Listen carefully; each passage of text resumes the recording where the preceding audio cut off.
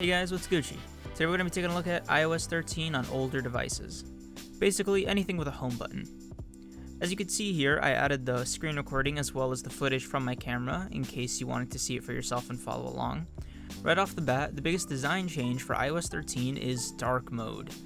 Toggling this feature on either from the control panel direct or by long pressing the brightness slider, you can see that essentially the whole OS now exchanges white with black. On older devices like my iPhone 7 here, this is purely cosmetic.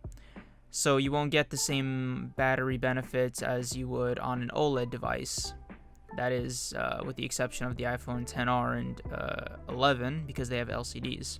Now, what is in my opinion the biggest usability upgrade comes in the form of glide typing or swipe text. Now, Android users have had this for a while, including me. I love glide texting, and I'm so happy that it's coming to iOS natively.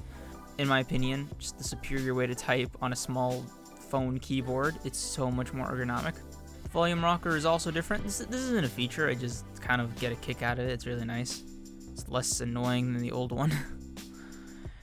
You can now long press the Wi-Fi icon from the control sensor and select your network without having to go into your settings, which is actually a big plus nowadays considering that Android 10, which is the latest version of Android, is actually getting rid of this feature that Android has always had and that iPhone is now including for the first time, which is like weird.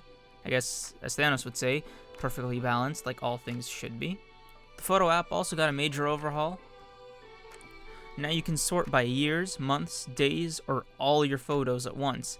And it's a bit fun to just zoom in and out. As you can see, I have a lot of pictures. And finally, something that completely shocked me when I first saw it was the ability to make ANIMOJI on older iPhones. For the longest time, this was a feature found only on phones with the notch and the sensors that came along with it. Now, while you can't face track the same way you can on those phones, you can just design your own Memoji from scratch. And last but not least is shortcuts. Shortcuts are kind of what they sound like.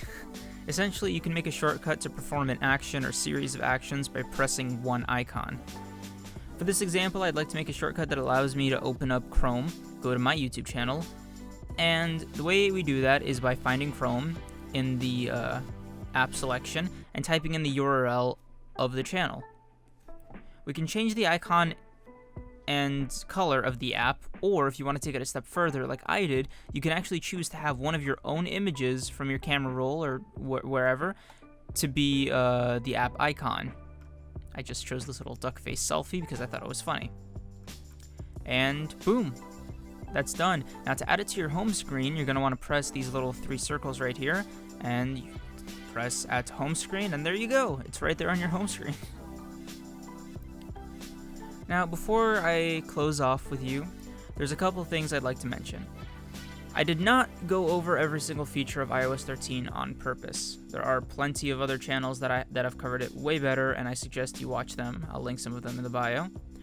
This video was specifically the features I thought were the coolest additions to iOS that made my 3-year-old iPhone 7 feel completely brand new. With that out of the way, there's also one other thing I'd like to mention, and it's kind of a sad note to end on. But unfortunately, iOS 13 is not going to be supported on iPhone models older than the 6S Plus. So that means if you have an iPhone 6 or lower, it's time to upgrade. It's officially the end of the life cycle. Let's all take a moment of silence to honor the iPhone 6. Anyway guys, that's it for this video. Subscribe to stay tuned for the iPadOS video as well as Android 10. I'll see you in the next one. Bye.